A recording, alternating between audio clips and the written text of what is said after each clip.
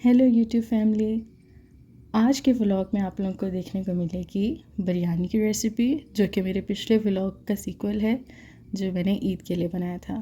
یہ عید کے دن میں نے بریانی بنائی تھی اپنے فرینڈس کے لیے، تو آج بریانی کی ریسیپی کے ساتھ ساتھ آپ لوگوں کو ایک کہانی بھی سننے کو ملے گی۔ آج کی کہانی کا عنوان ہے بریانی کا انتقام، ایک مسالے دار داستان۔ کہانی شروع ہوتی ہے چھٹ پٹی پور نامی ایک چھوٹے سے شہر سے۔ یہ شہر چھوٹا ضرور تھا، لیکن یہاں کی بریانی کے چرچے بڑے بڑے شہروں تک پہنچے ہوئے تھے، اور اس کا سارا کریڈٹ جاتا تھا ایک ہی شخص کو، حاجی چاول دین۔ حاجی صاحب کے ہوٹل کا نام تھا چمچ برادرز بریانی سینٹر۔ حالانکہ ان کے نہ کوئی بھائی تھے نہ چمچ، بس نام کا سٹائل رکھ دیا۔ اب بات بریانی کی ہو رہی ہے تو سن لو۔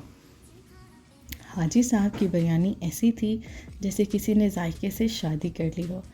چاول الگ خوشبو دیتے، گوشت اتنا نرم کہ ہڈیاں خود سے الگ ہو جائیں، اور مسالہ ایسا کہ کھانے کے بعد زبان خود کہے اب یہ زبان کسی اور کے کام کی نہیں رہی۔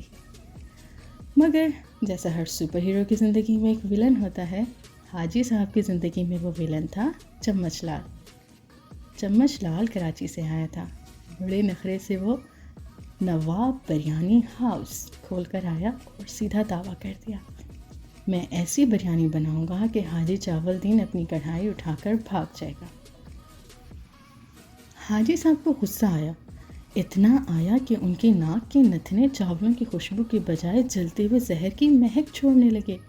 انہوں نے کہا، اوے چمچ، بریانی ذائقے سے بنتی ہے نہ کہ زعفرانی تیل سے، عام مقابلے پر۔ یوں طے ہوا کہ ہفتے والے دن بریانی مہا مقابلہ ہوگا۔ جج ہوں گے 3۔ پہلا، پنچایت کے پردھان چاچا نمکتین۔ دوسرا، مشہور یوٹیوبر فوڈی فیروز۔ اور تیسری، حاجی صاحب کی پرانی محبت مسز زری بریانی والا، جنہوں نے حاجی صاحب سے صرف اس لیے شادی نہیں کی تھی کیونکہ وہ دہی بڑوں کے دیوانے تھے۔ مقابلے والے دن شہر میں میلہ لگ گیا، ہر طرف بریانی کی خوشبو، بچوں کے چہروں پر چاول اور بریانی، اور بڑوں کے منہ میں پانی۔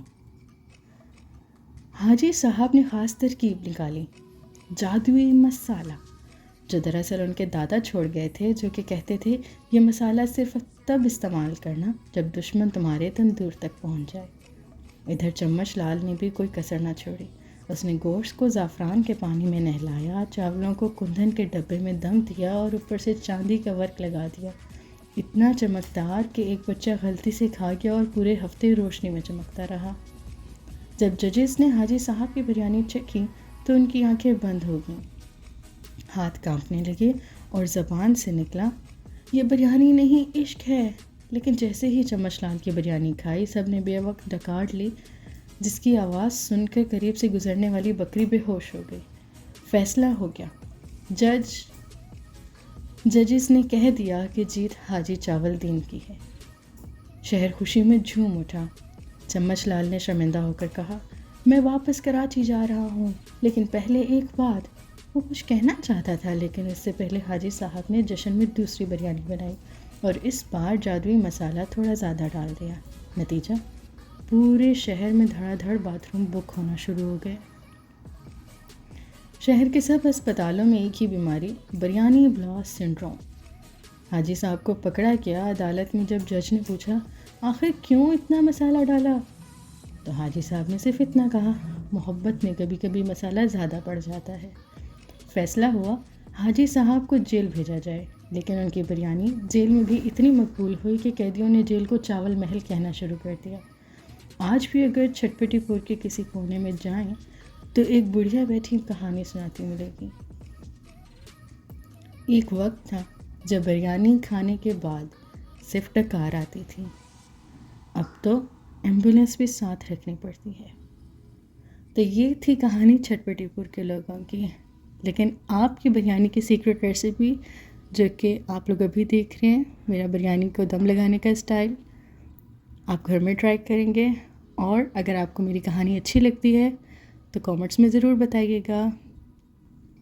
اپنا بہت سارا خیال رکھیں، دعاؤں میں یاد رکھیں، اور بریانی کوک کر کے اپنا فیڈ بیک دینا مت بھولیے گا۔ Thank you so much, bye bye.